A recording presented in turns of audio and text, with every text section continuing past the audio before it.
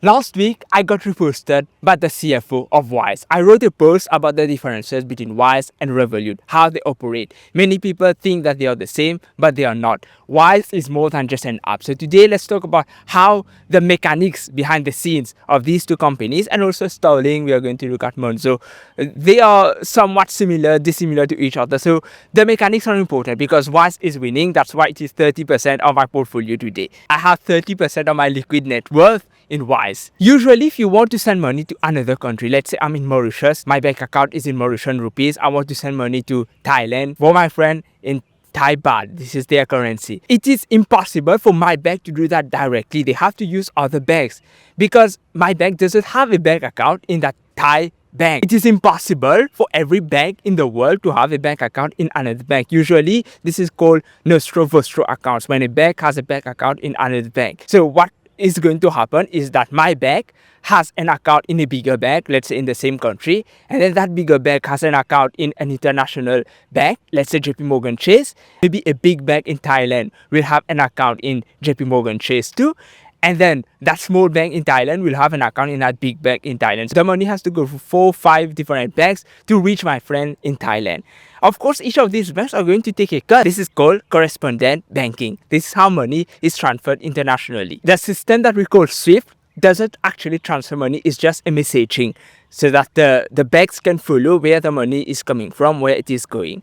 It's not only expensive because the banks want to maximize profits, it's also expensive because it is expensive, because when a bank has an account in another bank, that cash, that capital is not doing anything, it is not generating any interest, barely anything, because it has to be liquid, and it is impossible to expect that all banks will have accounts in every country, in every currency. So what does Wise do differently? When they started with peer-to-peer, P2P. So money is not actually leaving any country. If there is someone in the UK sending money to France, and there is another person from France sending to the UK, so Wise will use an internal ledger to make the transfer happening, so that you get the money from that person in the UK itself, and the French person receive the money from France itself. So this is how Wise started, and somewhat all the other companies do the same thing.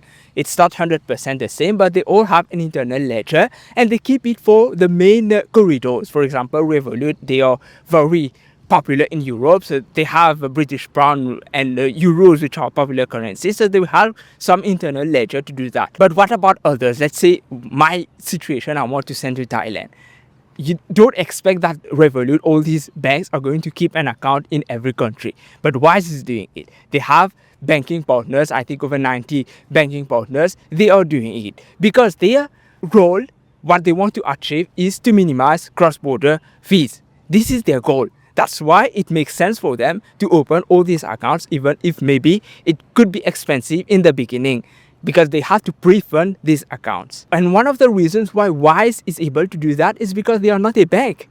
They are not a bank. You should not expect Revolut, Monzo, all these other banks try to have banking partners in every country, because their goal is to be a bank. Their goal is not to lower prices as low as they can for forex transactions. Now you may tell me that you get better deals on Revolut, you get better deals on Starling. The reason you get that is because they are subsidizing. So they have a subscription model. They can use the money from subscription to subsidize. And you also have to be careful. It's not because someone is telling you that you pay 0% fees, which means it is the lowest. You have a transparent fee on Wise. They also talk about transparency, which is important for them. So for them, the fee, they give you the mid-market rate. This is the price that the big banks are trading currencies with each other. So you have the mid-market rate plus a fee that Wise charges you.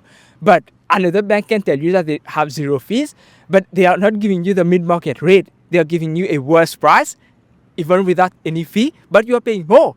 You don't even know about it. That's why Wise is pushing for more transparency. Wise also went a step further. Instead of relying on banking partners, why not have banking licenses even without being a bank? Why not have direct connections in central bank systems? And this is what they are doing. They have SEPA in Europe, in Australia, in Hungary, in Japan. In Brazil, there is PIX. So if you have to send money to someone in Brazil, they don't have to rely on a bank in Brazil. Wise doesn't rely on a bank in Brazil. They have direct connection with the central bank. They have an account in the central bank, and they have the ability to take money out of that account, send it to your friend without paying bank fees, which further lowers prices for you, for everyone. And they are trying to gain all these licenses. They were the first one in Japan. In many countries, they were the first one. And they are well ahead of the competition. The other banks, they don't want to do that. It's going to be costly for them because their goal is to be a bank, to lend money to be a bank. It's going to cost them too much in order to do that. And that's why Wise offers the Wise platform to just integrate Wise into your system, which has been done by Monzo, by Nubank. Many banks are doing this, even the traditional banks, because they say that Wise is actually doing something good for the customers. Another argument I hear about Wise that is just remittance. It's more than that today. It is compared by Remitly. Remitly doesn't do the same thing, but what they do differently is that they have last mile access. Wise doesn't deal with physical cash. You need to have a bank account to transfer your money. But if you want physical cash, maybe Remitly is better for you. But the rates are much higher. So Remitly is directly competing with Western Union, MoneyGram, all these companies. These companies, they have their own internal liquidity system. They don't rely on banks. This is what Wise is doing, but they are doing it in such a way that it lowers prices for everyone. And the banks know about this danger, that Wise danger. That's why the Bank of International Settlements, which is the central bank for central bank, they have something called Project Nexus. They aim to bring cross-border prices to 3 percentage points. But Wise is already at 0.52 percentage points. So they are already so far ahead. They want to bring most transactions to less than 60 seconds. Wise is already doing for 75% of transactions below 20 seconds. And there is an advantage that it's important for Wise to have the transactions as fast as possible, because then they don't have to hedge. Because if, let's say, a currency changes in prices rapidly during the day, and they are doing the transactions at the end of the day, like some of their competitors do, then it is an issue for them. They have to hedge. But if they do the transactions quickly, as fast as they can, they don't need any hedging. Wise doesn't do any hedging at all, which might surprise you for a company dealing with foreign currencies. I'm going to talk about more details about the Nostro, all these things. It is complicated, and it's better for me to write an article. I will write actually 4 articles I'm working on for Wise. So another argument, and this one I will agree, that the UX on Revolut is better. That the services provided by Revolut, by AIRWALLEX, which is for businesses, is better. But you have to understand that Wise did not start like that. The aim for Wise initially was always to lower prices. And then when customers asked for other things, to hold money on their bank account, to have a business, sort of business banking, then Wise started providing the different services at a fee. This is how Wise makes money today. Most of the revenues of Wise actually doesn't come from cross-border. And this is something important, because the company that is going to win in the long term on cross-border will need to find a way to monetize it.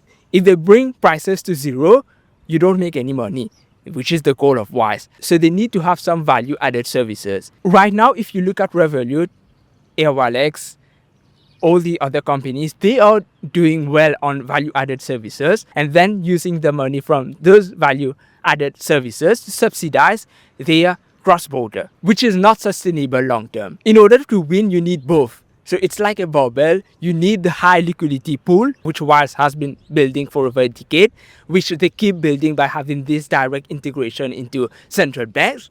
So the more liquidity, the more volume they can deal with, the cheaper it becomes for them. So they have this liquidity pool, and then on the other side of the barbell, they are building the value-added services. I agree that competitors are doing better, AIRWALLEX, Revolut, but it's only right now. As long as they provide what is good enough for what customers are asking. Wise doesn't need to give you travel insurance. Wise doesn't have to lend you money. You can keep using your bank when you need to do international transactions. Then you use Wise. Or even you don't have to use it because maybe your bank joined the Wise platform. There are more companies that we need to talk about. I'm going to write about all of this because each one of them is a little different. Some of them are actually not bad. I'm quite interested with fintech. I've been looking at many fintech companies lately. I have another one in my portfolio, which is dLocal. It is the only company I invested in last year. I would recommend you watch this video next. Have a nice day and goodbye.